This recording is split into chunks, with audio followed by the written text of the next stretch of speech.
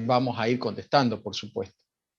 También agradezco el aporte, lo he dicho tanto a la mañana, a la tarde como ahora, porque no sé en qué curso entra, el aporte que ha hecho esa alumna y ese alumno también, que señalaron alguna diferencia con un ejercicio de la guía, que por ahí por un copy-paste o por un error en el tipeo, a lo mejor he dado vuelta un número o he copiado el número de arriba en vez del número de abajo.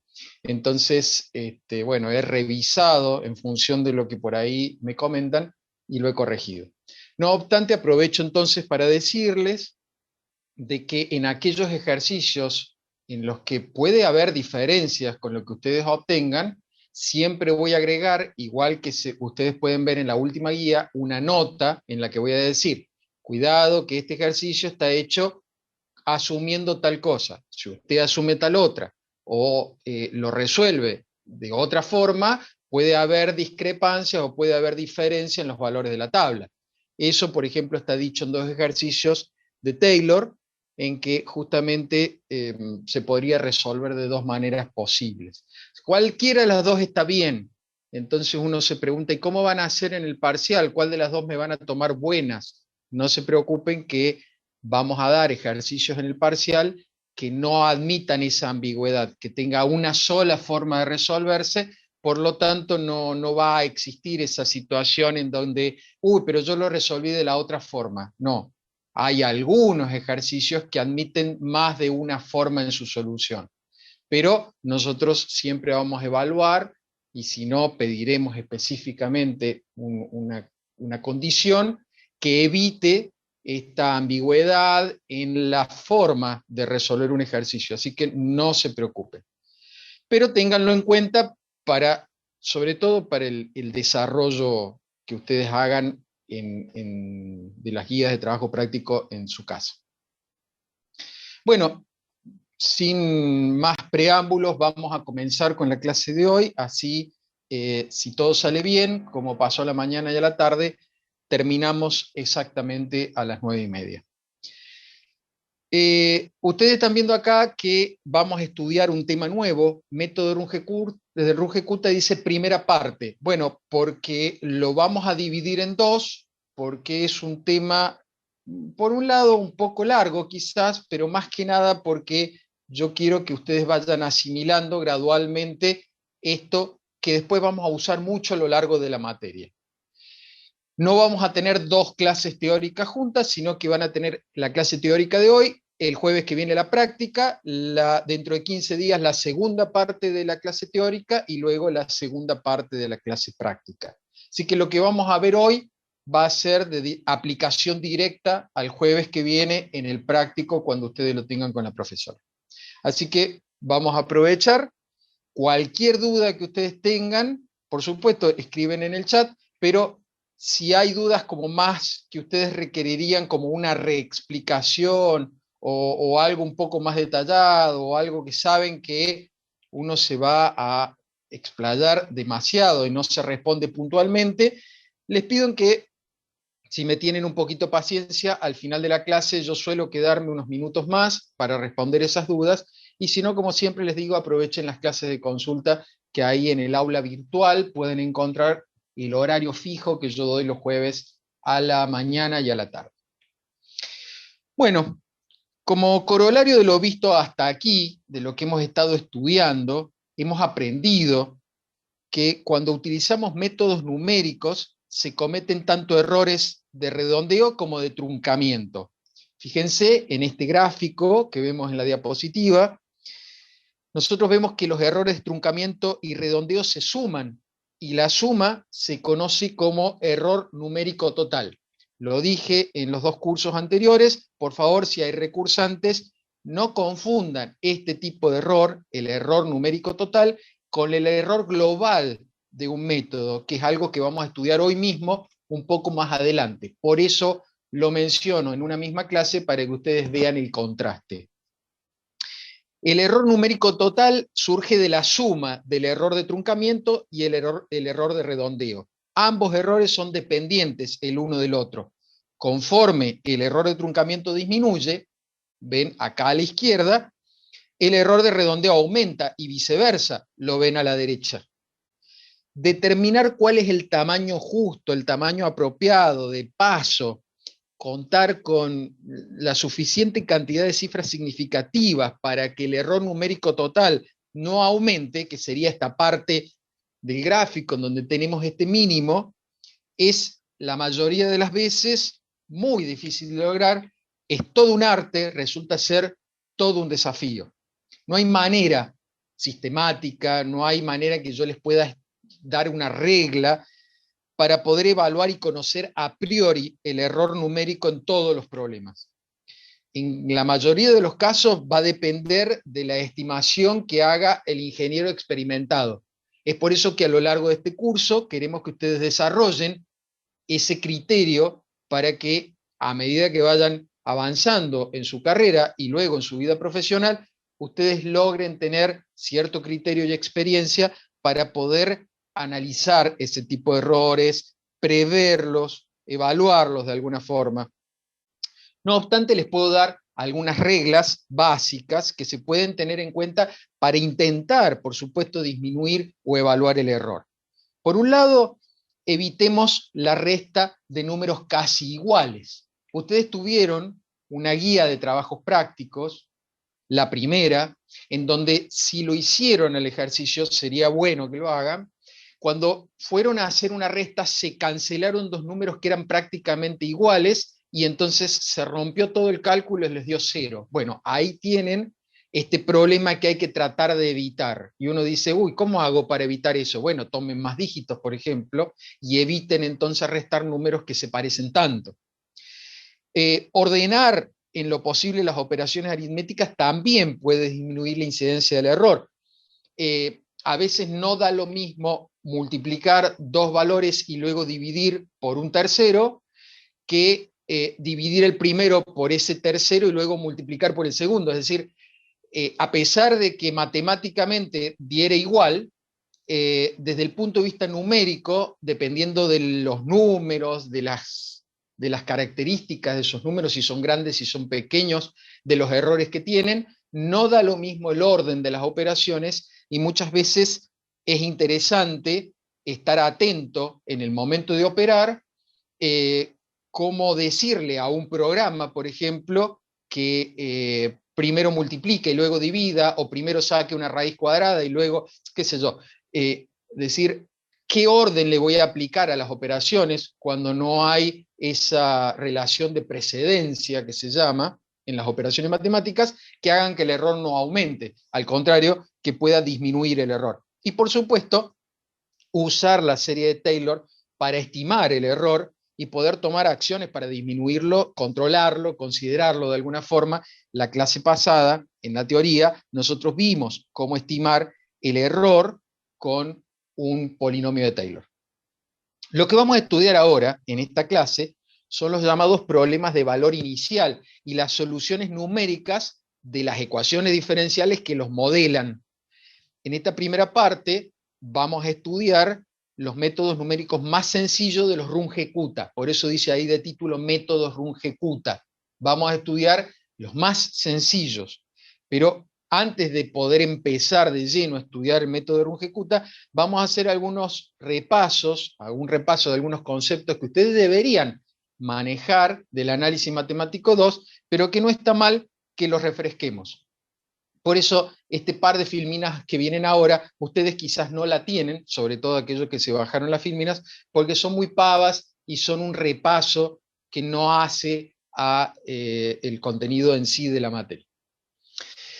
Entonces, si nosotros tenemos una ecuación diferencial, como verán, muy sencilla, de primer orden, podemos resolverla analíticamente y obtener una solución general que tiene una constante indeterminada porque se trata de una ecuación diferencial de primer orden. La solución general, y esto lo deberían saber muy bien, corresponde a una familia infinita de funciones. Aquí, por ejemplo, he graficado algunas de esas infinitas funciones. Para c igual a menos 3, menos 2, menos 1, 0, 1, 2 y 3. Algunas de esas infinitas. Es decir, que para poder dibujar esas rectas que aparecen ahí en la gráfica, fue necesario dar una condición auxiliar. Por ejemplo, decir que y de 0 es igual a 1. Entonces, reemplazando a todas las x por 0 y a las y por 1, pude despejar el valor de c y obtener la solución particular, que dice 1 medio x cuadrado más 3x más 1, y que corresponde a esa recta roja. Es decir, de todas las graficadas, que son solo algunas de las infinitas, esa solución particular corresponde a una sola curva. Eso me recuerda algo que yo les digo, por lo menos a mis alumnos de análisis 2.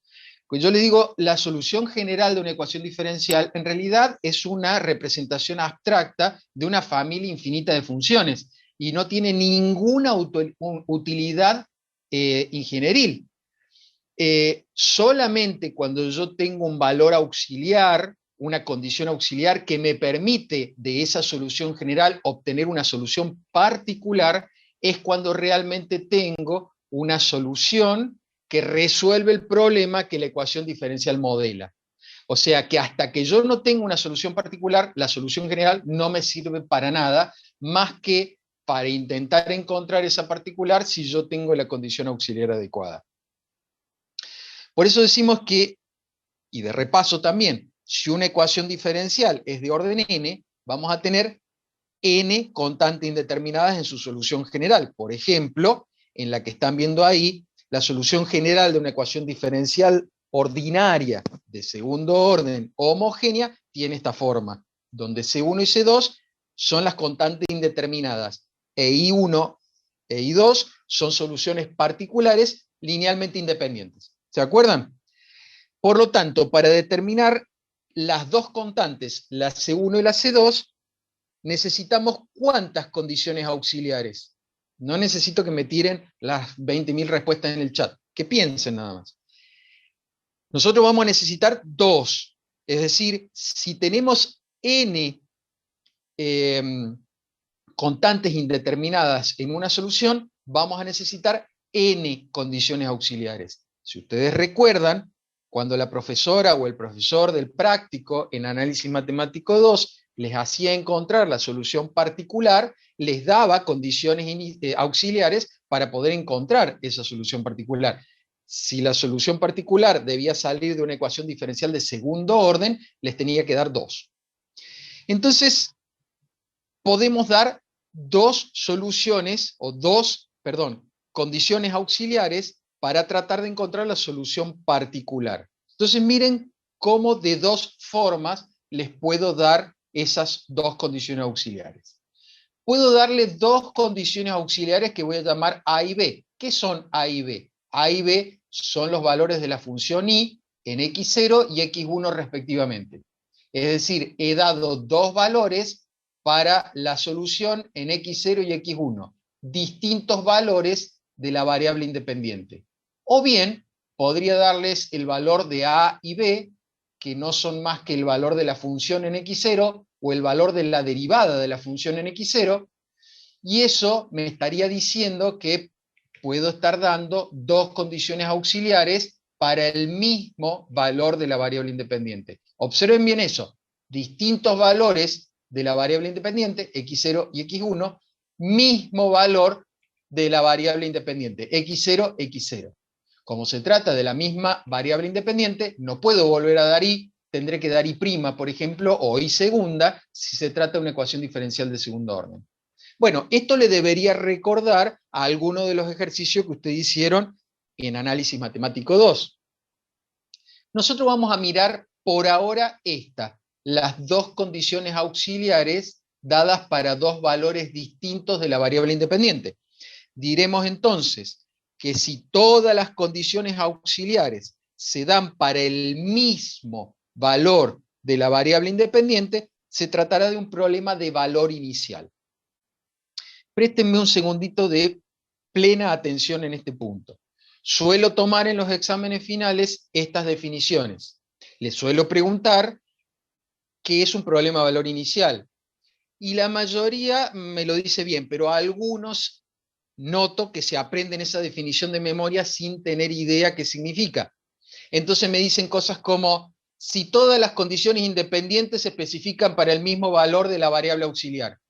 Y mal, absolutamente mal.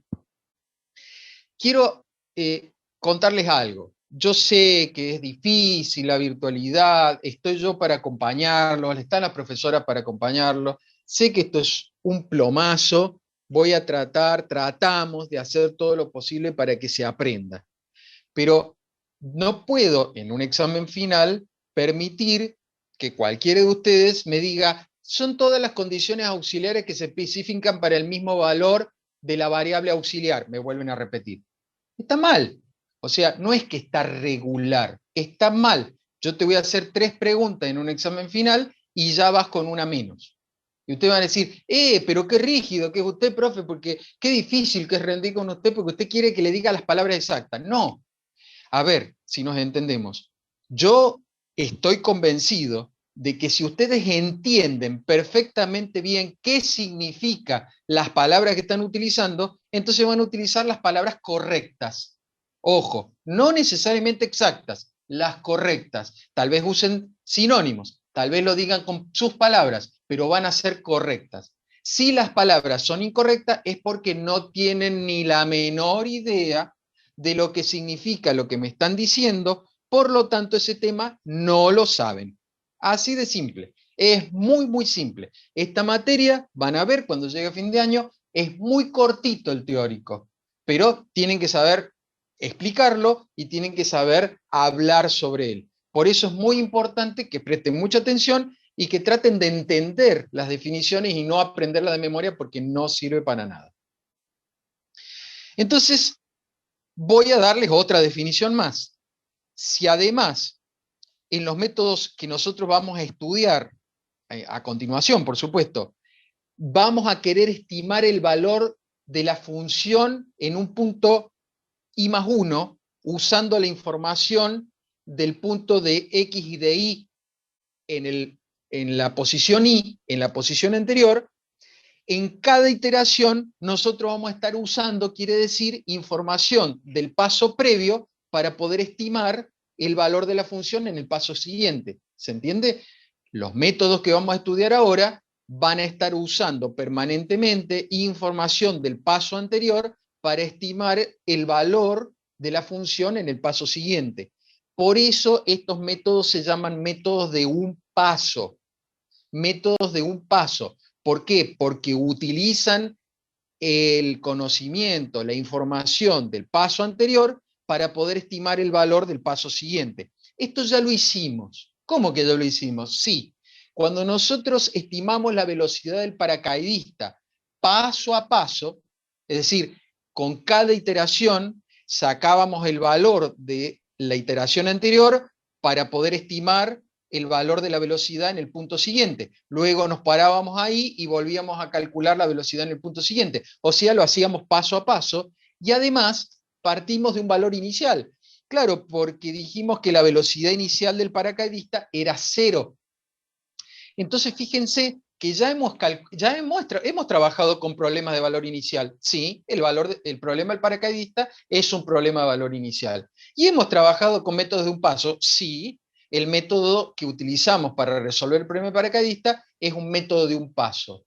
Solo que, al igual que vimos la clase pasada, no nos habíamos dado cuenta que era una aproximación de primer orden de un Taylor, tampoco sabíamos que se trataba de un método de Runge-Kutta, que ahora vamos a ver y que vamos a formular, y ahora sí le vamos a dar contexto teórico a eso que empezamos a ensayar primero, el segundo día de clases, intentando resolver un problema con una simple aproximación. Cambiamos una derivada por un cociente discreto.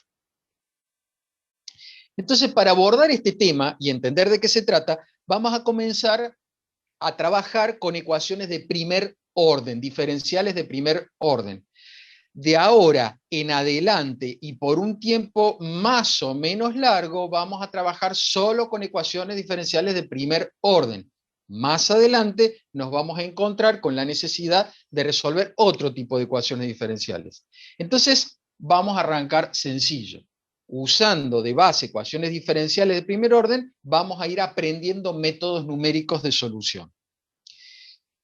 Ustedes ya deben saber de análisis matemático qué es una ecuación diferencial, qué hace con una ecuación diferencial C de primer orden, segundo orden, orden n, o por qué se llaman ordinarias.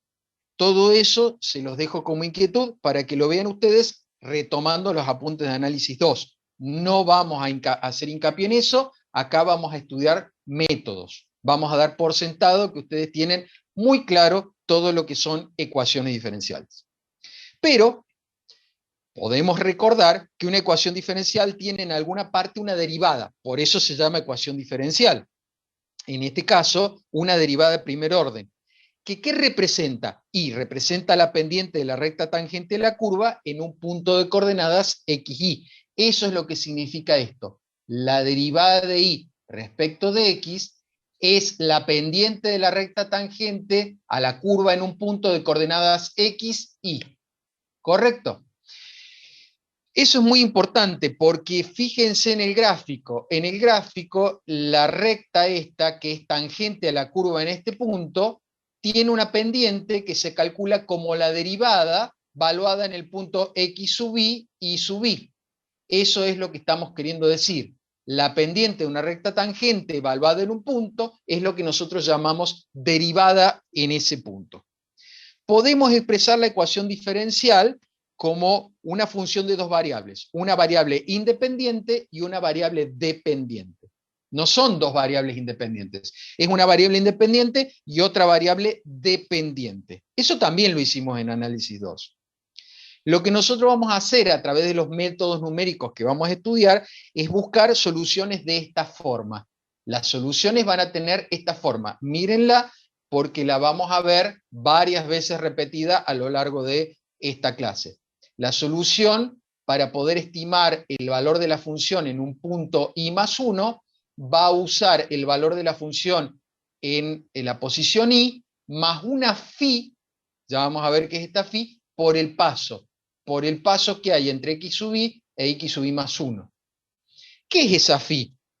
Esa phi es lo que nosotros llamamos pendiente estimada. ¿Y por qué estimada? Porque cada método que nosotros vayamos a estudiar, cada método de estos de Runge-Kutta que nosotros vayamos a estudiar, va a estimar el valor de phi de manera diferente. El primero que nosotros vamos a estudiar es el más simple. El más simple es aquel que estima el valor de phi como la derivada en el punto x sub i y sub i. Así de fácil. Este método que vamos a llamar método de Euler, que es el más simple de los Runge-Kutta, no se usa mucho en la práctica, es muy burdo, ya lo van a ver.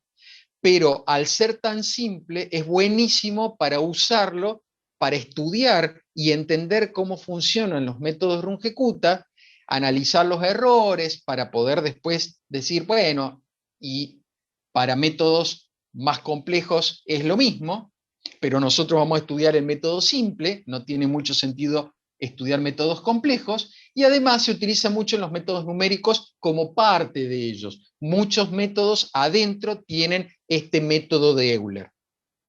Entonces el método de Euler es aquel que me va a permitir estimar el valor que no conozco de la función usando una derivada. Miren, fíjense acá en el dibujito.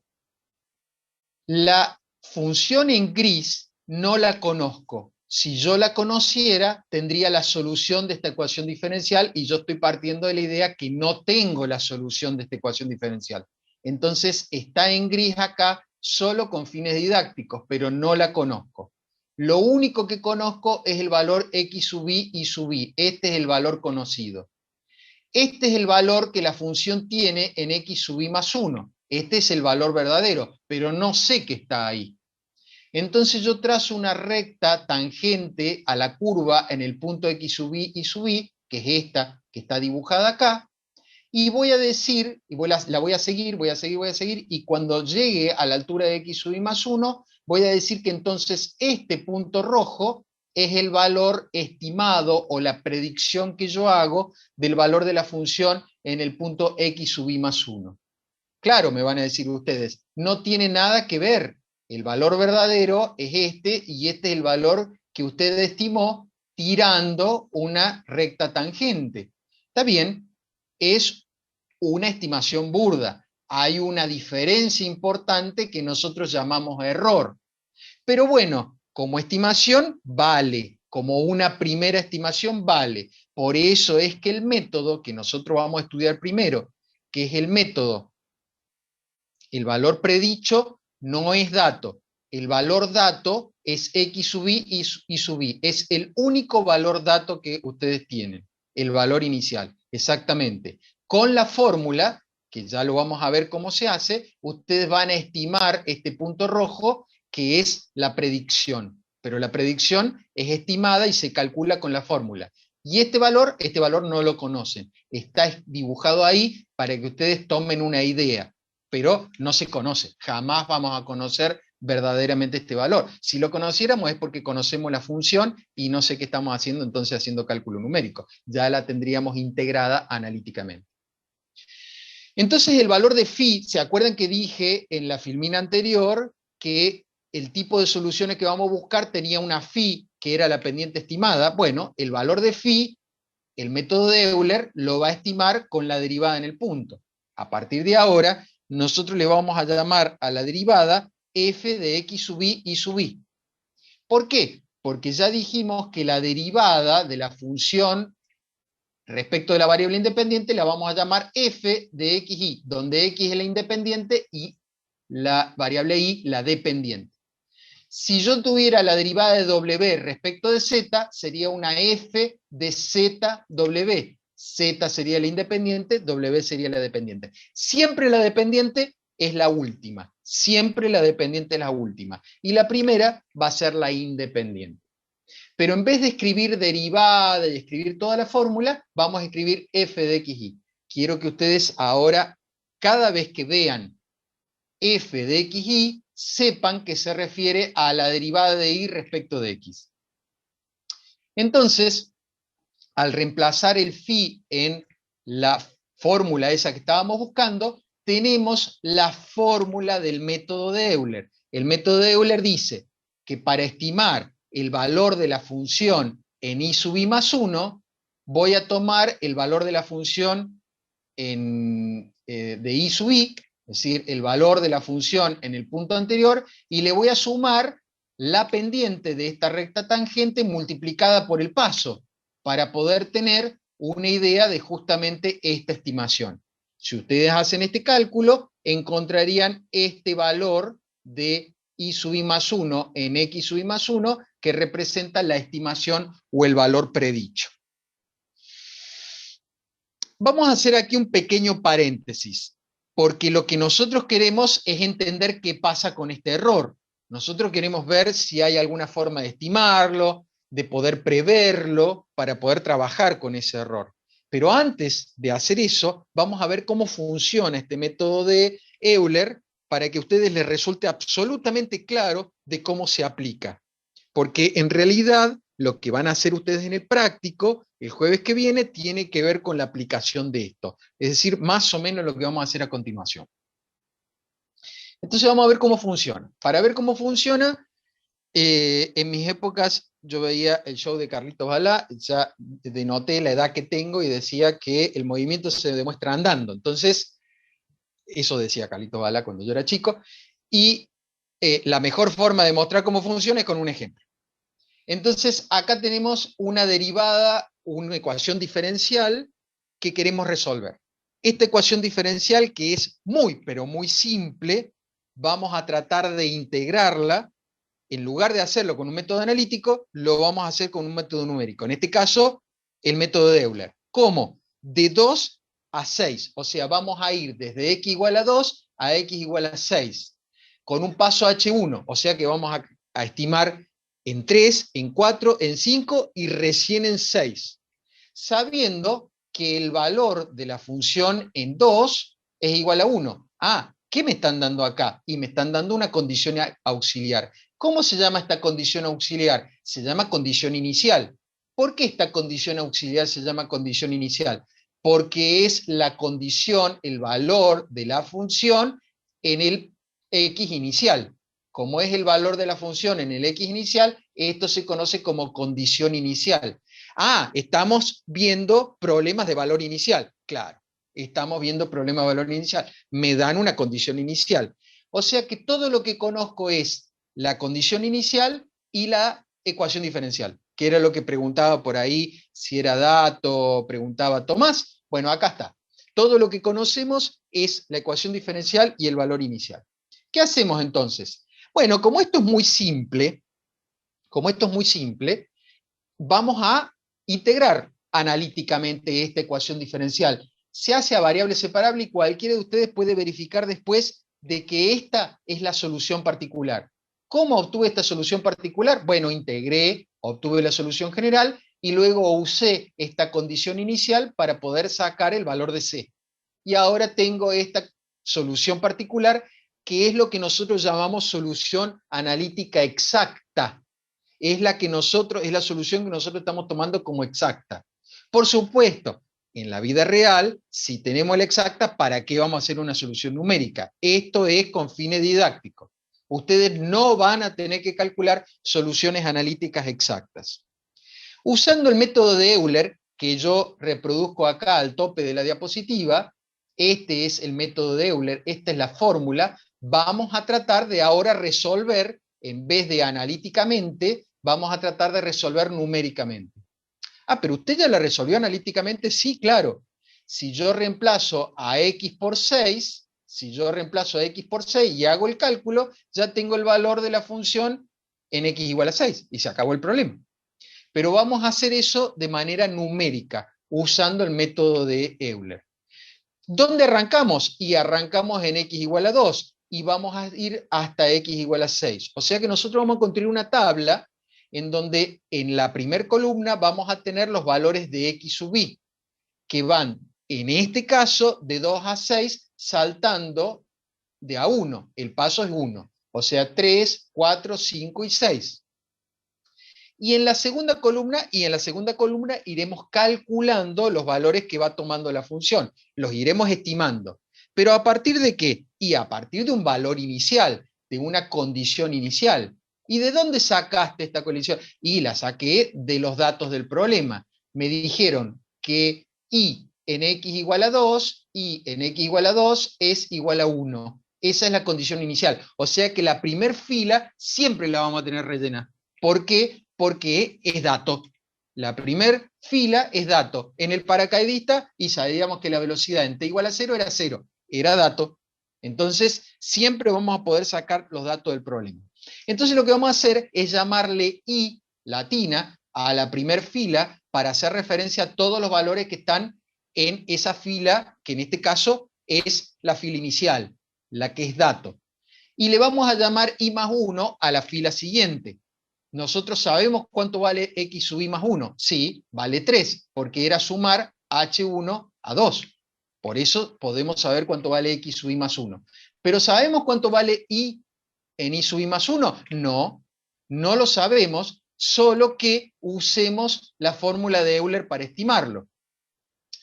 Entonces necesitamos calcular f de x sub i sub i. Recordemos que esta f no es más que la ecuación diferencial, la derivada primera. Por eso tiene que estar despejada la derivada de la ecuación diferencial, y entonces esto es mi f de xy. A veces van a estar la x y la y, a veces va a estar la x sola. No hay problema. Esta es mi xy. No la veo a la y, no importa. No importa. Es una función de xy, aunque y en este caso valga 0. No importa, no hay problema. ¿Cómo hacemos para calcular f de x sub i y sub i? Bueno, f de x sub i y sub i significa que reemplace todas las x por x sub i y todas las y por y sub i. Ajá, entonces quiere decir que la f de x sub i 2 y sub i 1, o sea, la f de 2, 1, significa que tengo que reemplazar la x sub i por 2 y donde tenga una y sub i por 1. No tengo, no importa, reemplazo solo la x sub i. Bien, entonces pongo e de 2 sobre 2, que es 1, menos 1, 0, e a la 0, 1. Ese es el resultado. El resultado que he obtenido de f de x sub i y sub i. Pero me falta poner el valor acá y el valor acá en la fórmula. Claro, este valor 1 es el valor de f de x sub y sub i. Acá está la fórmula de Euler. H vale 1. Siempre, siempre, fíjense, entre 2 y 3 hay 1, entre 3 y 4 hay 1, entre 4 y 5 hay 1, porque H se mantiene constante. Ya vamos a ver más adelante, por ahora no se preocupen, algunos casos en donde H puede ser variable. Acá va a ser siempre constante, no hay nada de qué preocuparse. Entonces lo único que me queda es reemplazar I sub i. Bueno, pero I sub i lo vas a buscar acá en la columna y vas a poner 1. Entonces te queda 1 más 1 por 1. Eso es 2. O sea que hemos podido estimar el valor de I siguiente. Por eso lo escribimos en la tabla y lo ponemos así. Ustedes notarán que yo he decidido, ya, lo he decidido yo, trabajar con 6 cifras decimales. Entonces la pregunta que ustedes me pueden hacer en este momento es, ¿con cuántas cifras se trabaja? Bueno, para tranquilidad de ustedes en los parciales y exámenes finales y evitar los nervios propios de la evaluación, les decimos a ustedes con cuántos decimales trabajar. Pero cuando ustedes tengan que rendir un oral conmigo, yo les puedo preguntar por qué deciden trabajar a veces con 6, a veces con 4, a veces con 8. A ver, dame una explicación de por qué trabajas con una n cantidad de decimales. Tranquilos, ahí se los explico dentro de un rato. Pero ahora puedo decir que yo he decidido trabajar con 6. Antes de explicarles eso, quiero que quede otra cosa más importante en claro. Al haber decidido trabajar con 6, fíjense que yo le he puesto coma, 0, 0, 0. Ah, pero esos 0 después de la coma no valen nada. No, no, sí valen, sí valen. Ya lo hemos estudiado. Se llaman cifras significativas. Después de la coma, los ceros son significativos. Esto me están significando que este 1 es un 1 exacto y que este 2 es un 2 exacto en 6 cifras decimales. Entonces esos son valores significativos. Y se estila, cuando ustedes escriben estas cosas, rellenar con ceros si están trabajando, por ejemplo, con, en este caso, 6 cifras decimales, 6 ceros, pero rellenar hasta tener 6 cifras significativas. Entonces yo rellené, porque eso es lo que se estila. Bien, tranquilos, ya les voy a explicar por qué 6, y no 4, y no 8, ahí les voy a explicar. Pero por ahora quiero que quede claro que estoy trabajando con 6, y he rellenado con ceros. Bueno, la pregunta ahora es, ¿cómo hago para calcular el siguiente valor? Bueno, para calcular el siguiente valor es bastante fácil. Ahora me voy a bajar a la fila de abajo, ahora estoy parado en esta fila y esa es la fila que yo llamo I. Y la fila en donde quiero estimar el valor siguiente le llamo I más 1. Por lo tanto, cuando quiera calcular f de x sub i, ahora x vale 3 e y vale 2. Entonces tengo que calcular la función derivada en 3, 2. Por lo tanto, reemplazaré el x sub i por 3. Cuando haga este cálculo, voy a obtener 1,648721 y muchos más decimales en la calculadora. Pero como yo decidí trabajar con 6 decimales, hago un redondeo simétrico y me quedo con 6 decimales en la calculadora. Hago un redondeo simétrico y me quedo con 6 decimales de la calculadora. Y solamente trabajo con 6 decimales. Entonces voy a, como hice recién, voy a reemplazar el f de x sub i de la fórmula de Euler, voy a reemplazar el h por 1 y voy a reemplazar el i sub i por 2. El i sub i por 2. Hago esta cuenta y obtengo un número con 6 decimales. Si obtuviese, sería raro por los números con los que estoy trabajando, pero si obtuviese un número con más decimales, lo tengo que volver a redondear. Y una vez que lo redondeé en 6 decimales, lo escribo en la tabla. Ahora viene lo importante que quiero que quede claro. Si ustedes están trabajando con una calculadora, entonces deberían borrar la calculadora y no guardar el resultado en memoria. ¿Por qué? Porque el resultado que ustedes guarden en memoria tiene a lo mejor 8 o 10 decimales. Entonces estarían mintiendo en los resultados. Me estarían escribiendo un número de 6 decimales. Si yo miro la tabla, yo estoy convencido y creo que usaste este número para el cálculo siguiente y sin embargo usaste un número que tenés guardado en la memoria de la calculadora, exacto, con 8 o 10 cifras. Entonces, el próximo número que vos calculés no tiene nada que ver con usar este número para el cálculo. Entonces vos vas a empezar a arrastrar un error que se debe a que estás aplicando mal el método. Y acá les quiero decir algo más. Yo no tengo problema que ustedes usen Excel. Pueden usar el Excel como herramienta para los cálculos, pero esta no es una materia de programación. Esta es una materia de análisis numérico. Por eso yo necesito que ustedes hagan cálculos a mano para saber qué está pasando en cada cálculo. Porque el Excel no les va a mostrar eso. El Excel adentro, ustedes dicen, pero yo uso la función redondear, que les van a enseñar las profesores del práctico. Sí, sí, bueno, pero eso lo hace Excel. Si usás cualquier otro programa, no tiene función redondear, usa otro sistema. Entonces, si vos no sabés perfectamente bien por qué estás usando la función redondear, o por qué estás redondeando y qué significa redondear y qué significa que ese redondeo afecta el paso siguiente, entonces no sabés análisis numérico. Sabés usar Excel, sabés programar, podrás saber algoritmos, pero no sabés análisis numérico. El análisis numérico debería permitirte a vos poder explicarme a mí por qué estás usando un redondeo en n cantidad de cifras y por qué tenés que borrar la calculadora y seguir adelante usando este valor y no el valor con todos los decimales que habías guardado en la calculadora. Sí, exactamente, Alejandra. Esa es la idea. Y ahora les voy a explicar cuál es el criterio con el cual ustedes podrían decidir, a menos que se lo digamos nosotros, cuántos decimales usar. Ahí se los voy a comentar. Si ustedes proceden de la misma manera, yo los invito a que hagan el cálculo en su casa, que lo prueben, que lo investiguen, que vean que da correcto. Si ustedes prosiguen los cálculos, van a llegar a estimar el valor de la función en x igual a 6 como 10,848692. Por supuesto, siempre trabajando con 6 decimales. Hay dos cosas acá que es interesante notar. Si todos los 88 que estamos en esta sala, si todos trabajamos de la misma manera, no importa que tengamos que hacer 100 iteraciones a mano, con una computadora, con una calculadora, con una planilla de Excel, cada uno podría hacerlo con la herramienta que quiera, todos vamos a llegar, todos, y créanme que no hay error posible, yo los desafío a que me demuestren lo contrario, si usan el mismo sistema todos, por más que hagan en Excel, en calculadora, con MATLAB, a mano, como quieran, todos van a llegar a 10,848692. Eso es ingeniería.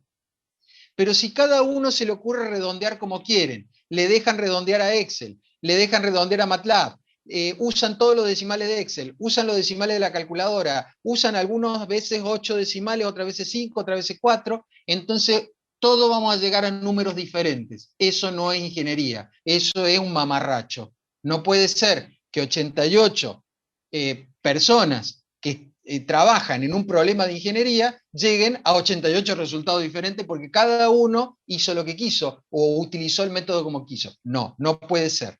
Por eso es que nosotros somos tan insistentes y para nosotros vale puntos. Para nosotros es muy importante que puedas llegar al número correcto.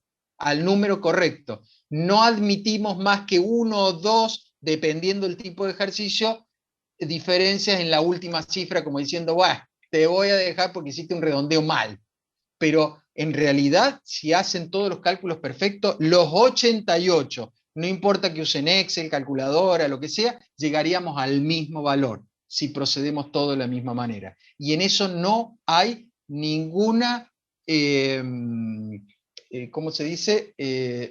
Los desafío a que me demuestren que llegan a resultados diferentes procediendo todos de la misma manera. No, imposible. Van a llegar todos exactamente al mismo número con 2 en la última cifra, o sea, va a decir 92, ni 93 ni 94. Si todos hicieron bien, van a llegar a ese número. Eso es ingeniería.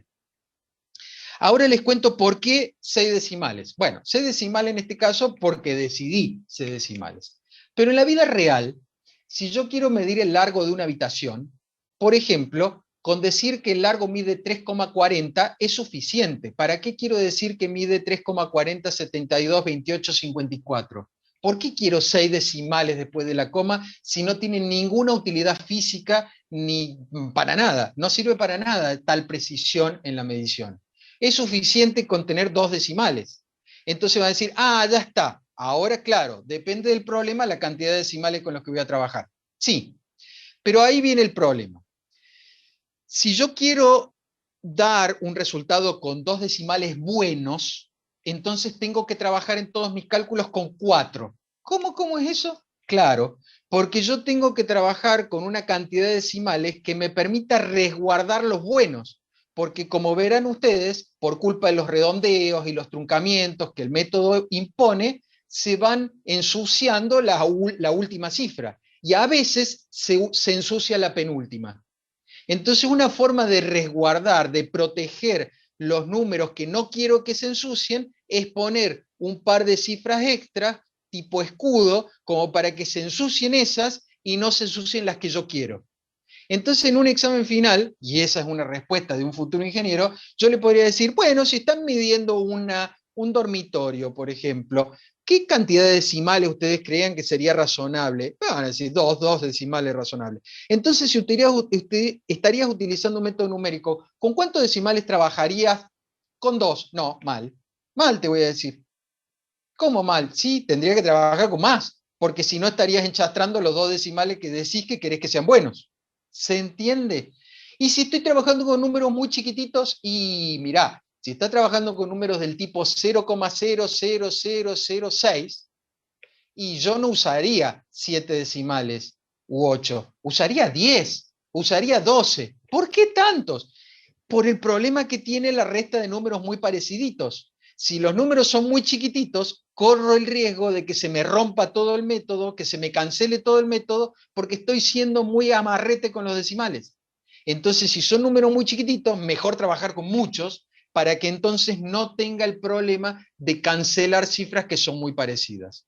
Como verán, es un arte y tiene que ver mucho con la experiencia, pero bueno, ahí tienen un criterio que pueden usar para reflexionar y que podrían usar para dar una respuesta eventualmente en algún momento. Bueno, por supuesto que podemos graficar. Acá he graficado la curva analítica. Esta curva roja es la gráfica de esta ecuación, de esta función. O sea que esa es la curva analítica, la que yo le llamo solución analítica exacta.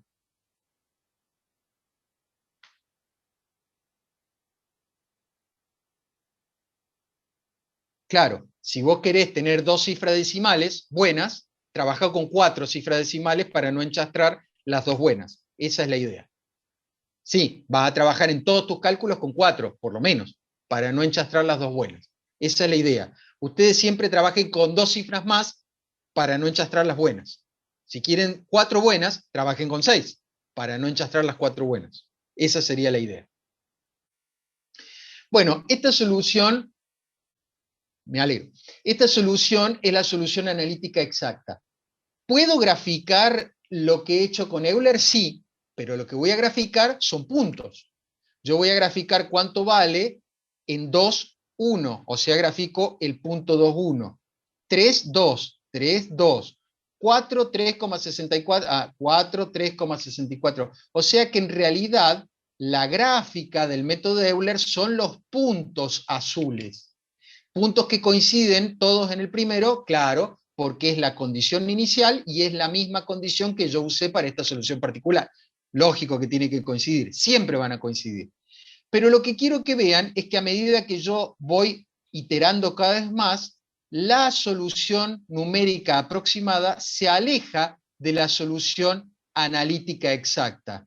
Y ahí ocurre el error que estamos mencionando como esa diferencia entre el valor que estoy considerando verdadero en la solución analítica y el valor aproximado que me da la aproximación numérica. Por supuesto que estas líneas yo no las pude calcular. Yo lo que calculé fueron 4 puntos. Este lo conocía y calculé 4 puntos. Y luego uní los 4 puntos, como esos dibujitos cuando éramos chicos y uníamos con líneas, uní los 4 puntos para tener una idea de la forma de la función. Pero mientras que la roja es una curva, porque se trata de infinitos puntos, la azul es una poligonal, que une con líneas rectas estos puntos azules que son los únicos que yo pude calcular. Bueno, ahora entonces estamos en condiciones de hacer un análisis del error del método de Euler. Porque ahora que sabemos cómo funciona el método y sabemos que con una aproximación no estoy obteniendo el valor verdadero de la solución analítica, quiero saber si puedo estimar de alguna forma la diferencia que veíamos en la filmina anterior. Acá, si puedo estimar esta diferencia, que es el error que estoy cometiendo al final. Parece que 10,84 no es, parece que es más el valor verdadero. Entonces, acá hay que tener en cuenta dos cosas. Por un lado, nosotros tenemos el error de truncamiento. Ya sabemos que el error de truncamiento proviene del hecho de usar una aproximación numérica. Eso lo vimos la clase pasada. Y tenemos por otro lado el error de redondeo, claro, que es el que surge por problema de representación finita de un número de infinitas cifras significativas. Entonces el problema es ese, que no podemos poner todos los números en una calculadora. Entonces estamos cometiendo errores de redondeo. Recién vimos que la suma del error de truncamiento y el error de redondeo daba el error numérico total. Lo vimos al principio de todo. Pero solo el error de truncamiento se compone de dos partes. Se compone de un error de truncamiento local, que a partir de ahora le vamos a llamar ETL. Y eso aparece como consecuencia de aplicar el método en un paso. ¿Qué quiere decir esto? Téngame paciencia que le voy a explicar todo. Que en cada paso de iterativo, en cada iteración, cuando nosotros queremos estimar I sub I más 1, ¿se acuerdan con Euler? I sub I más 1, en ese momento, por culpa de usar un método numérico para estimar I sub I más 1, cometemos un error de truncamiento en ese paso. Por eso se dice que cometemos un error de truncamiento local, en ese paso, local.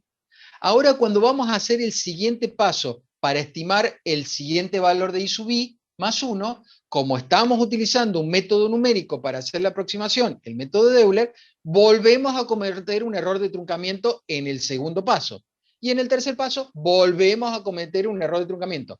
Por eso se conoce como error de truncamiento local. En cada paso se comete un error de truncamiento por culpa de estar utilizando un método numérico en la aproximación. Por otro lado, la otra parte de la que se compone el error de truncamiento es el error de truncamiento propagado. Y ese se origina al acumular los errores de truncamiento de las aproximaciones anteriores. A ver cómo es eso, cómo entendemos eso. ¿Se acuerdan en la figura de recién, en la gráfica recién, que mientras más iteraciones hacíamos, más nos alejábamos del valor verdadero? ¿Por qué? ¿Por qué nos alejamos cada vez más? Y porque en el primer paso cometí un error de truncamiento local. ¿De acuerdo? En el segundo paso vuelvo a cometer un error de truncamiento local, que se suma al error de truncamiento que cometí en el paso anterior. Y en el paso 3, otra vez cometo un error de truncamiento local, pero se suma al error que se viene acumulando en el paso 1 y en el paso 2. Uno más. Y en el 4 vuelvo a cometer un error de truncamiento local que se suma al acumulado del paso 1, el paso 2 y el paso 3. O sea que los pasos anteriores están introduciendo error que cada vez van haciendo una bola mayor en errores que hace que esto tienda a cada vez ponerse más feo, a alejarse más la solución numérica de la solución analítica. Eso es malo, sí, es malo, pero vamos a ver que hay muchas formas de corregirlo, controlarlo y arreglarlo. Exactamente, similar a eso, similar a la propagación del error, solo que la propagación en ese caso era cómo se propagaba en el cálculo indirecto el error proveniente de una medida indirecta. Acá lo que vemos es cómo se propaga a lo largo de las n iteraciones el error que se va cometiendo en cada paso, pero es parecido a la idea, Pablo. Muy bien. Los errores acumulados en los pasos previos, el error propagado, más el error de truncamiento local en el último paso, van a dar el error de truncamiento global. A ver cómo es eso otra vez. Y muy fácil, mirá, si vos venís acumulando errores, en el primer paso se cometió un error. En el segundo paso volviste a cometer un error más el anterior. En el tercer paso volviste a cometer un error más todos los anteriores. Y en el último paso, cometiste el error local del último paso, más todos los anteriores que venís acumulando. Bueno, ese más constituye lo que se llama error de truncamiento global. Entonces, como verán, hay una diferencia importante entre el error numérico total que vimos al principio, que era la suma de estos dos, con el error de truncamiento global, que es la suma de estos dos. Entonces, a no confundir, por favor, y a entender bien qué es cada uno. Entonces, ya sabemos que hay dos tipos de errores. El error de truncamiento local que se comete en cada paso y el global que se comete en todo el proceso. Bueno, ¿cómo hacemos para estimar esos errores en el método de Euler? Vamos a usar un Taylor. ¿Cómo era? El Taylor lo vimos en la clase pasada. En vez de poner f de x sub i más 1, le pongo i sub i más 1, que es lo mismo. En vez de ponerle f de x sub i, le pongo i sub i, que es lo mismo. En vez de poner f' de x sub i, y pongo i' de i sub i, es lo mismo. Y así sucesivamente. En vez de haber puesto las f's, yo le puse las i sub i más 1, i sub i y sus derivadas. Pero recién vimos que la i sub i', la derivada, ¿se acuerdan? La derivada de i respecto de x, i sub i' es la derivada de i respecto de x en el punto x sub i y sub i, lo representábamos con la función de dos variables f de x sub i y sub i. Eso habíamos dicho que reemplazaba la derivada. Ahora, cuando nosotros vemos la f, sabemos que esta es una derivada. Por eso está reemplazando la derivada primera. Si vuelvo a derivar esta, como ya es una derivada, va a reemplazar la derivada de ella, la segunda derivada. O sea, la derivada segunda va a ser la derivada de esta derivada. La derivada primera de esta derivada. La derivada tercera iba a ser la derivada segunda de esta derivada. Por eso es que llego a una f de n-1 en el orden n, pero no es más que eso. Eso es porque la f adentro ya tiene una derivada. Entonces cuando yo digo f', me refiero a una derivada de una derivada segunda. Y fn-1, y me refiero a la derivada n-1 de una derivada, o sea, la derivada n. ¿Está bien? Eso, ustedes dicen, qué gana de complicarnos la vida. No, no, aunque les parezca mentira, la estoy simplificando. Ahora van a ver por qué. Claramente este Taylor tiene un orden Hn más 1. ¿Por qué tiene un orden Hn más 1? Porque yo escribí hasta el orden n y digo que dejo de escribir y voy a tirar todo lo que viene en n más 1 y superior. Entonces, como yo voy a tirar n más 1 y superior, el orden de truncamiento, el orden en el que se trunca el método, es n más 1. Pero ¿qué pasa si yo lo trunco antes al Taylor? Yo, acuérdense que lo podía truncar donde quería. Bueno, ¿qué pasa si lo trunco aquí? Me quedo con una aproximación de primer orden, como la del paracaidista. Sí, como la del paracaidista. ¿Qué pasa si me quedo con una aproximación de primer orden? Bueno, yo quiero que miren con atención con lo que me quedo al truncar y tirar todo lo que sigue a continuación. Miren esto. Por eso le digo que lo estoy simplificando. Al reemplazar la i' sub i por f de x sub i, y lo miro, esto es el método de Euler. Esta es la fórmula del método de Euler.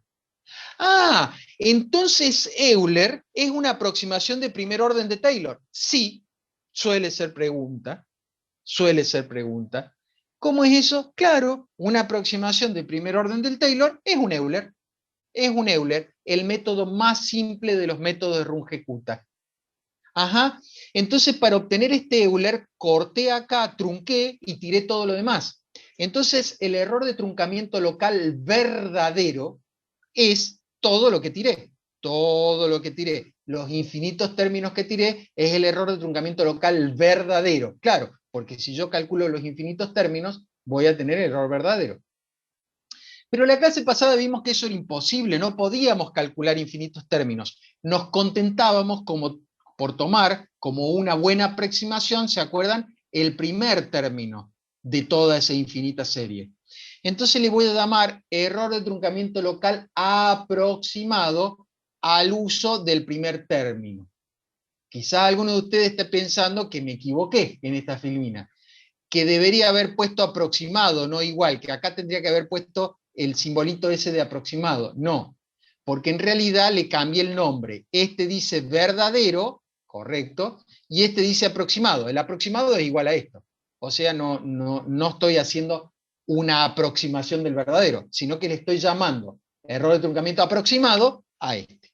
Y como nunca vamos a poder calcular el error de truncamiento local verdadero, sino que siempre vamos a poder estimar eventualmente el aproximado, le vamos a sacar los subíndices, ¿para qué tanto lío? Y le vamos a llamar directamente error de truncamiento local aquel que estimo con este término, que tiene h a la ¿cuánto? Al cuadrado. Por lo tanto, el orden de truncamiento local, el orden de truncamiento cuando aplico el método en un solo paso, es de h cuadrado.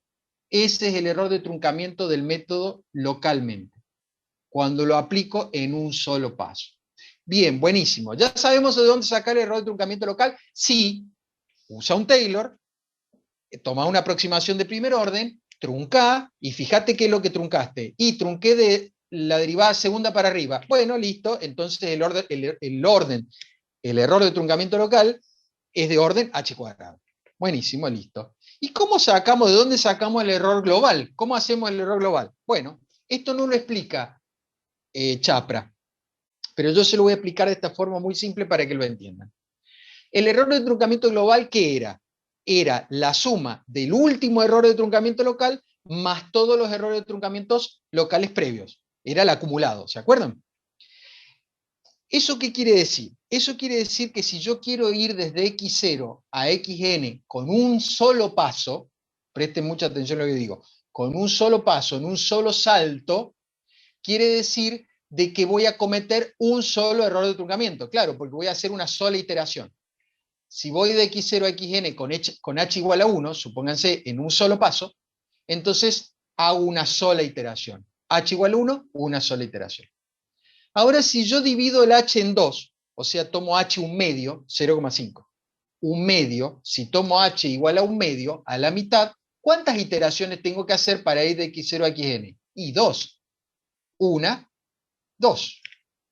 Y si vuelvo a dividir más, o sea, si achico el paso, por ejemplo, a un cuarto, a 0,25, y si achicás el paso a un cuarto, tenés que hacer 4 iteraciones. 1, 2, 3, 4. Estoy viendo un patrón en esto. Si hago un H1, voy en un paso. Si hago un H un medio, voy en 2 pasos. Si hago un H un cuarto, voy en 4 pasos. O sea, veo que a medida que achico el H, voy aumentando la cantidad de iteraciones que yo necesito para ir de x0 a xn. Entonces, el error de truncamiento global, yo digo que debe ser el error de truncamiento que se comete en cada paso, el local, multiplicado por 1 sobre h. ¿Cómo es eso? Y miren, si el h vale 1, 1 dividido es 1. O sea que tengo un solo error de truncamiento local.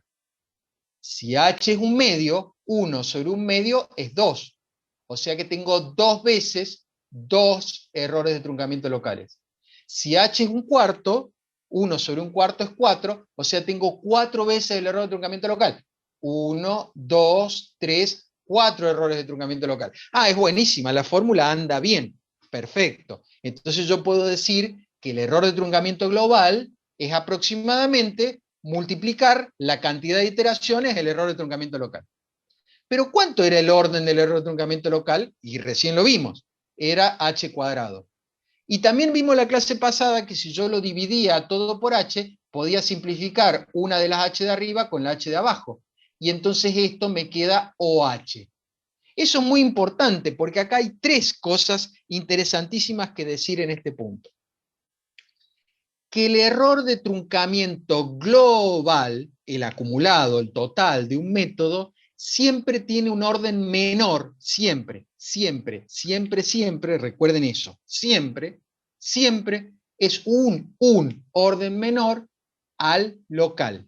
O sea que si un método tiene error de truncamiento local 8, el global tiene que ser 7.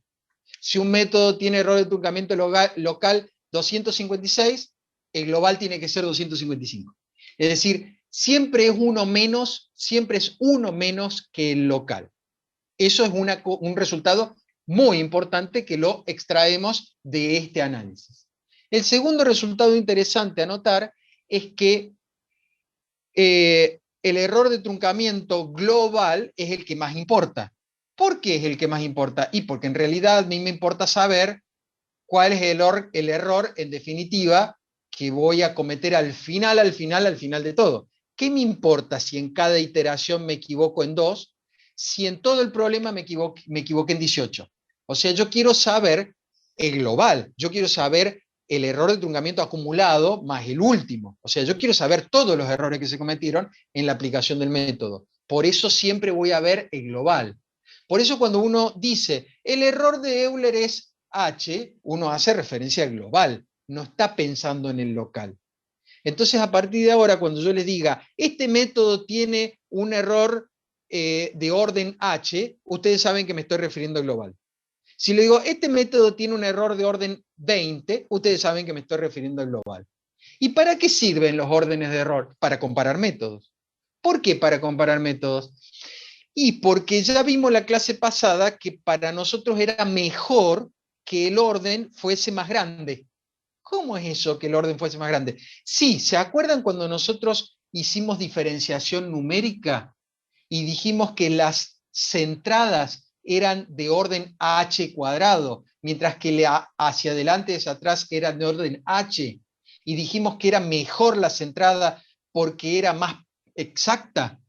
Bueno, pasa lo mismo. Mientras mayor sea el h de un método, más exacto será.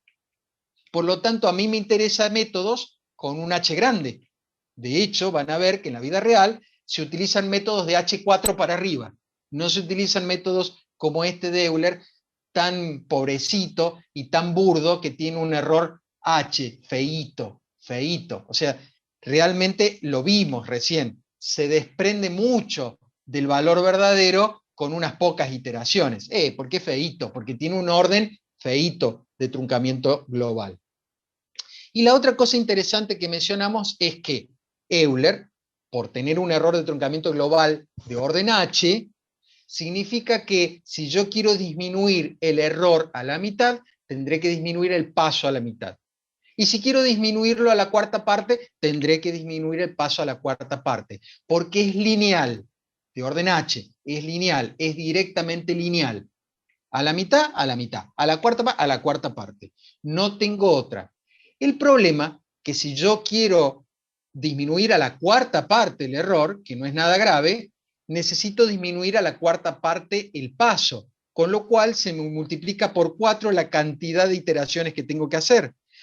Eso tiene costo computacional, sobre todo cuando yo ya hice 2 millones de iteraciones y quiero disminuir el paso, no sé, a una centésima parte y tengo que multiplicar por 100 esas 2 millones de iteraciones. Eso implica un costo computacional grave.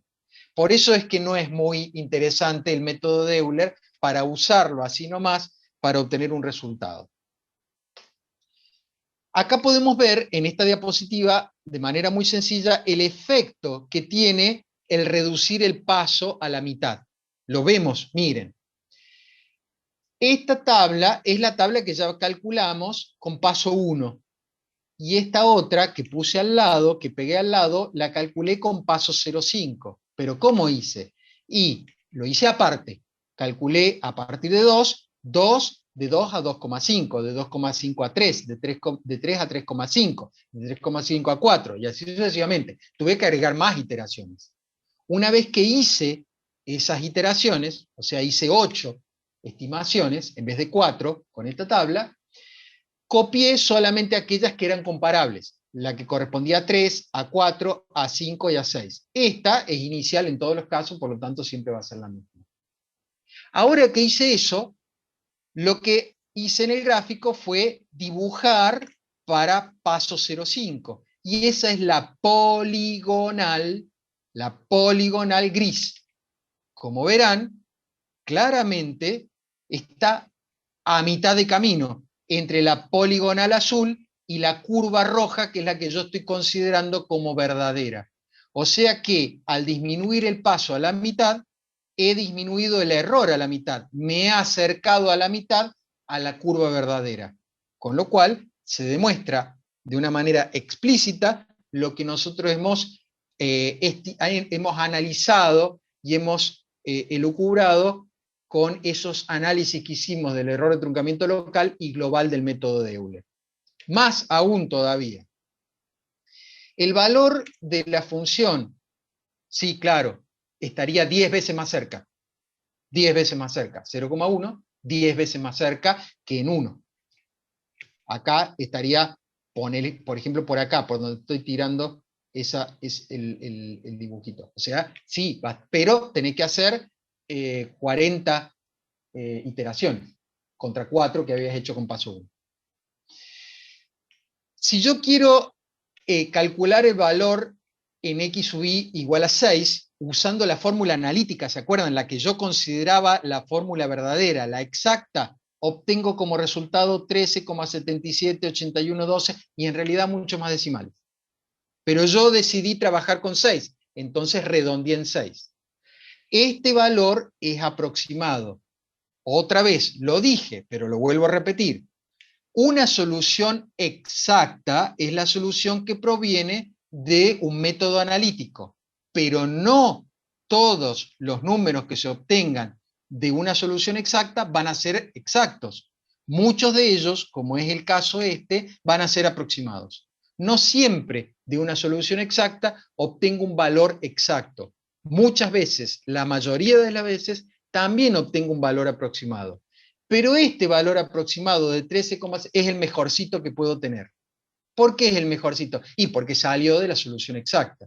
Así que yo puedo decir prácticamente, con 2 decimales para no ir tanto, 3,78 sería el valor que yo puedo considerar verdadero. Pero cuando yo estimé con Euler, con paso 1, me dio 2,85, 10,85, así a grandes rasgos. Entonces cuando hice el error verdadero, la diferencia entre la aproximación y el valor que estoy considerando verdadero, me dio 2,93. Y cuando achiqué el paso a la mitad e hice nuevamente la diferencia, me dio de 1,53. Como verán, 2,93, 1,53, el error se achicó prácticamente a la mitad. ¿Siempre va a ser así? Y miren, tan exacto, no, no va a ser, porque eso va a depender de la función, va a depender de muchas cosas, va a depender de las aproximaciones, lógica, pero va a ser muy cerca a la mitad. O sea, el comportamiento que yo puedo esperar es un comportamiento que no se me va a ir de lo esperable. Si yo disminuyo el paso a la mitad, y es esperable que el error se disminuya a la mitad. Y acá lo hemos podido comprobar fácilmente, de manera numérica y de manera gráfica. La pregunta que me puedo hacer ahora es la siguiente. Si yo quisiera disminuir más el error, ¿qué tengo que hacer? Y disminuir el paso. ¿No habrá otra forma de disminuir el error de Euler que no sea disminuir el paso? Sí, les voy a decir a ustedes, se puede agregar más términos del Taylor. En vez de haber hecho una aproximación de primer orden de Taylor para obtener un Euler, podría ser una aproximación de segundo orden y agregar la derivada segunda. No, ahí dice derivada primera. Acuérdense que esta ya es una derivada y prima es una derivada segunda. Entonces podría incorporar una derivada segunda, con lo cual, en vez de tirar en orden 2, tiraría en orden 3, o sea, aumentaría el error de truncamiento local a un orden H3, con lo cual el error de truncamiento global del método sería H cuadrado. Es buenísima la idea, sí, pero yo les digo, no, en realidad no es tan buena. Y les voy a explicar por qué.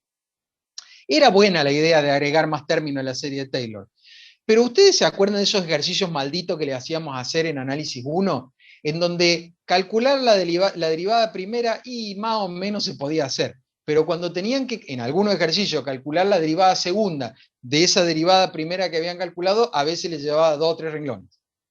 A veces calcular la derivada segunda puede ser muy complicada, muy difícil, y hasta a veces se me podría llegar a anular la derivada segunda y con eso no resuelvo nada y no me sirve para poder mejorar el método de Euler. Pero afortunadamente hubo gente que se le ocurrió que en lugar de tomar una derivada segunda, podía tomar dos derivadas primeras. Fíjense lo que les digo, dos derivadas primeras. Y al hacer el tomar dos derivadas primeras, obtenía un comportamiento, un resultado similar al haber usado una derivada segunda incorporando un término más. Hubo gente que se dedicó a demostrarlo, se dedicó a probarlo, a pensar, a investigar y planteó otros métodos que mejoran el método de Euler y lo mejoran porque en lugar de usar una derivada segunda incorporando un término más del Taylor, hacen dos veces una derivada primera, que en los fines prácticos, y se lo voy a demostrar, es más o menos lo mismo. Entonces, vamos a estudiar dos métodos. Yo se los voy a explicar. Créanme que en lo que queda de clases se va a entender perfectamente bien. Me tienen que seguir.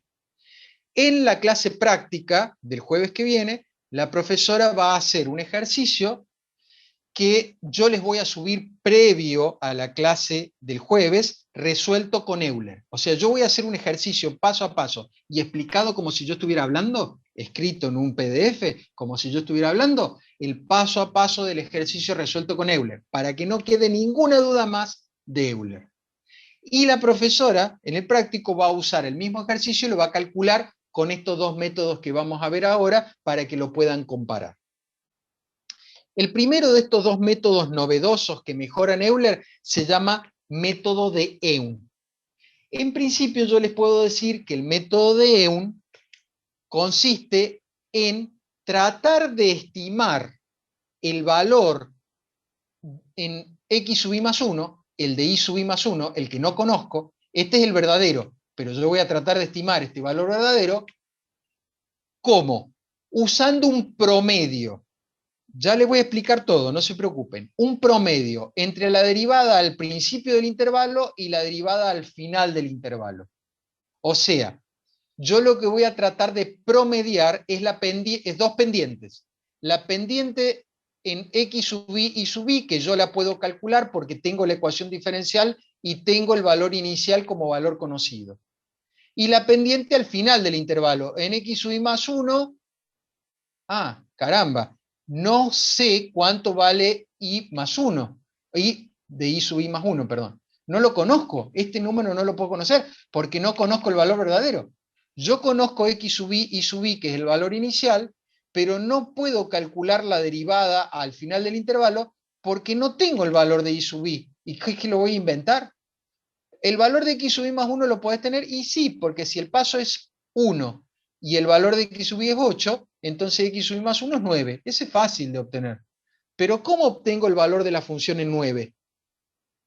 Bueno, al buen señor Eun se le ocurrió una forma para salir del paso. ¿Cómo se le ocurrió? Y dijo, yo no sé cuánto vale la función en x sub i más 1, pero la puedo estimar. ¿Cómo la puedo estimar? Claro, la puedo estimar con un Euler. Entonces, con un Euler voy a estimar el valor de la función en x sub i más 1. Y le agregó un cerito acá arriba. Ese cerito allá arriba era para indicar que no es el i que está buscando, el i sub i más 1 que está buscando, sino es una estimación, una primera aproximación que él necesita para poder calcular la derivada al final del intervalo. Ajá, ¿cómo es eso? Miren, gráficamente él le llama predictor, porque predice con un Euler cómo va a ser el valor en una primera aproximación del i sub i más 1 que está buscando. Él está buscando el valor verdadero, está buscando este valor. Euler dijo que ese valor es este. Esto es el Euler que vimos recién. Euler dijo, este valor verdadero es este, ese es el valor estimado por Euler. Y vimos que era feíto, porque había una diferencia importante entre los dos valores, el verdadero y el estimado. Bueno, Eun dice, bueno, yo voy a tomar el valor que calculó Euler como una primera aproximación, como un predictor, un valor que a mí me sirva para poder calcular la derivada en x sub i más 1. Porque la derivada en x sub i la puedo calcular porque tengo estos valores. Y ahora que tengo x sub i más 1 y este valor estimado con Euler, puedo calcular la derivada al final del intervalo, acá. Con esos dos valores voy a hacer el promedio. ¿Cómo se hace un promedio? Y si este es un número y este otro número, lo sumo y lo divido por 2. Así de simple, así hago un promedio. Entonces, ¿qué significa gráficamente eso? Y si en este punto, miren la función, si en este punto la pendiente de la recta tangente es esta, en este punto, en este otro punto, la pendiente de la recta tangente predicha tiene que ser muy parecida a la pendiente verdadera, que en realidad es la que estaría pasando por el valor verdadero y que tiene esta inclinación. Fíjense que estoy moviendo el láser, casi la misma inclinación que la pendiente predicha. Entonces, usa este valor predicho con Euler para estimar una pendiente al final del intervalo. Tiene el valor de la pendiente al principio, estima con este predictor la pendiente al final. Entonces hace un promedio. Pero gráficamente, ¿qué significa el promedio? Y vos tenés esta recta y tenés esta recta, tracemos una bisectriz, se llama. La recta bisectriz es la recta que pasa por el medio de las otras dos. O sea que la inclinación de esta recta roja en línea de puntos tiene un promedio entre la inclinación de la recta que corresponde a la derivada del principio del intervalo y la inclinación de la recta que corresponde a una derivada estimada en el final del intervalo, perdón. Entonces, esta pendiente ahora, que no es ni la del principio ni la del final, sino que es un promedio, es la que el buen señor Eun utiliza para meter en la fórmula. Ahora Eun inventa otra fórmula. ¿Cómo es que inventa? ¿Cómo? A ver, me explica un poquito más eso. Sí, mirá, ¿se acuerdan que al principio les dije que íbamos a buscar soluciones de esta forma? Que i sub i más 1 iba a ser i sub i más un phi, les dije, un phi por el paso. Y que Euler estimaba ese phi directamente como la pendiente al principio del intervalo, y de ahí salía la fórmula de Euler. Eun estima este phi como un promedio entre la pendiente al principio del intervalo y la pendiente al final.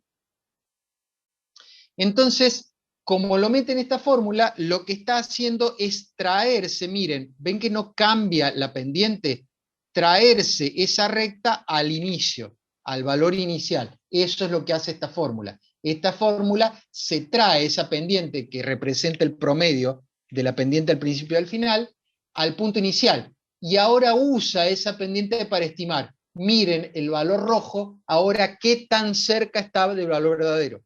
Genial. La estimación de Eun es buenísima. Es mucho mejor que la de Euler. Euler está lejos, pero Eun está casi encima del valor. ¿Y están así, profe, en la vida real? Sí, en la vida real, Eun y punto medio, por lo general, están mucho, pero mucho más cerca que Euler, porque la estimación de Eun, como usa dos derivadas de primer orden, fíjense, la derivada al principio y la derivada al final del intervalo, es como si estuviera usando una derivada segunda. Claro, como la secante, exactamente, Pablo. Es como si estuviera calculando una derivada segunda. Entonces, ¿cuál será el error de truncamiento global del método de Eun? Y H2. Ah, por eso es más exacto, porque el error global de Euler es H. En cambio, el error global de Eun es H2, es más exacto. Por eso está más cerca. Claro, por eso está más cerca. Y además, fíjense que si yo quiero achicar este error, que es el error de Euler, el largo, si lo quiero achicar a la cuarta parte, tengo que achicar el paso a la cuarta parte, para recién acercarme hasta acá. Y aún así no voy a estar tan cerca como Eun.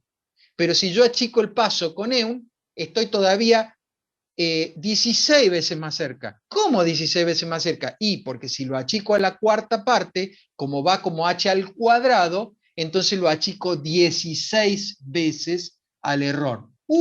Es buenísimo, es mejor. Claro, porque el orden global, el orden del error de truncamiento global del método es h cuadrado, en vez de h como el Euler. Entonces se conoce como un método de Euler mejorado, el método de Eun. Pero ya sabemos qué hace Eun.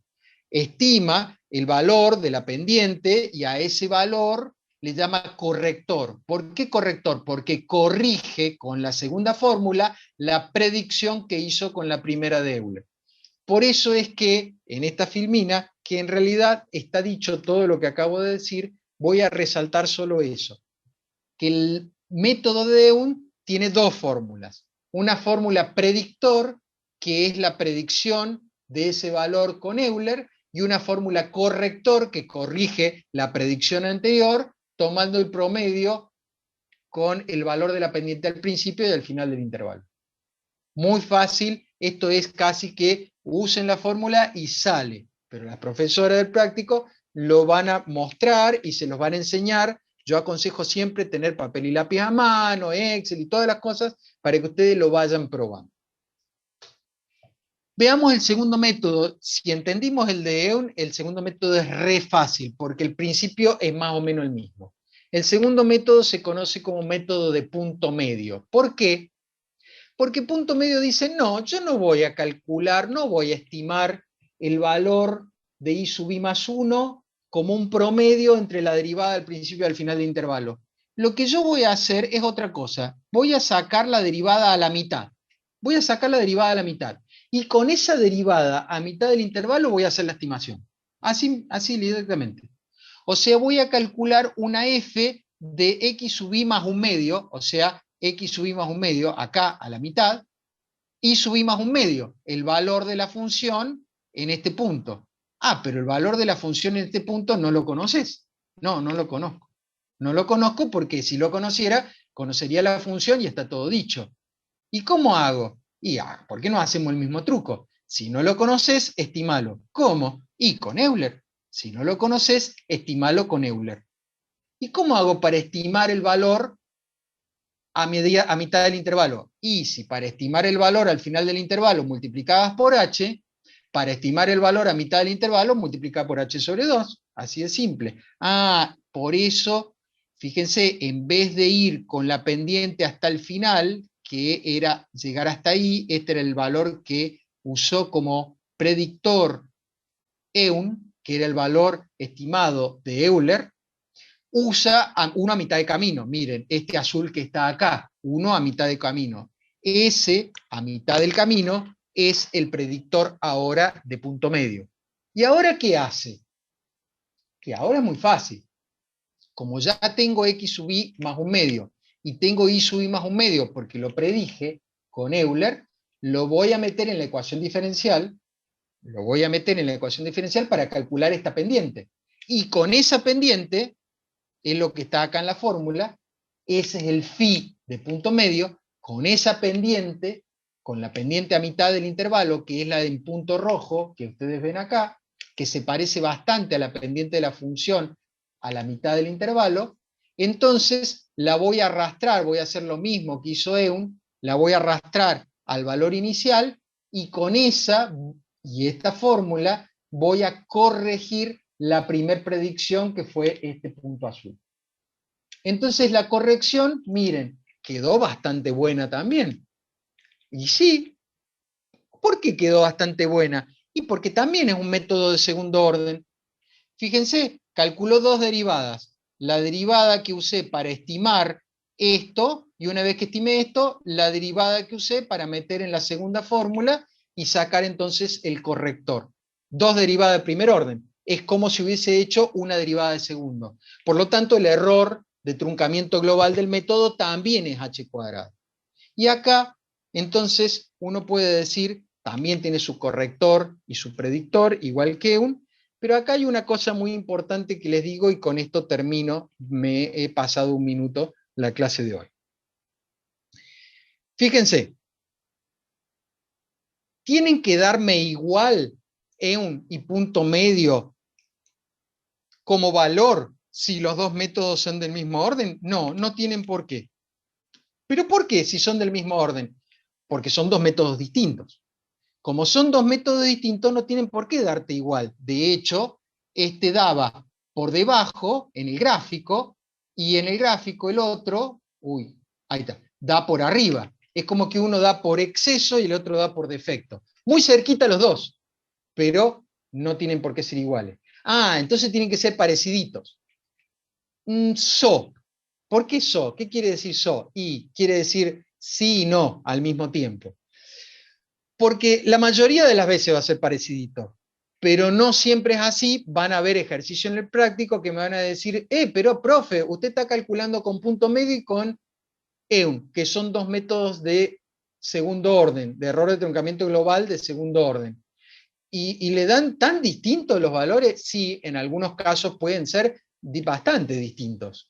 Así que no se guíen con eso en los ejercicios o en los exámenes o lo que sea, no se guíen con la idea de que, como son dos métodos de orden 2, tienen que dar bastante parecidos. Acá en el gráfico, por cómo es la función, salió bastante parecido, pero no siempre es así. En algunos casos puede haber una diferencia entre uno y otro método, porque son dos métodos diferentes. Pero lo que sí podemos casi asegurar es que la mayoría de las veces, el 99% de las veces, va a ser mejor, mucho mejor que Euler.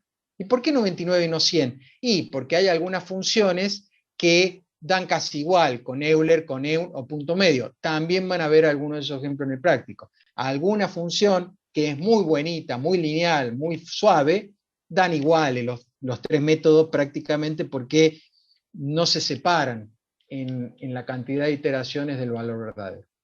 Bueno, gente, disculpen por favor por haberme pasado estos 3 minutos, pero no quería que quedara nada en el tintero. Les agradezco una vez más la enorme paciencia, les dejo un enorme saludo, un placer poder compartir estas cosas con ustedes. Nos estamos viendo dentro de 15 días. Sigan usando los foros, aprovechen las consultas. Buen fin de semana para ustedes. Realmente cuídense y espero que nos podamos ver pronto en algún momento. Buenas noches.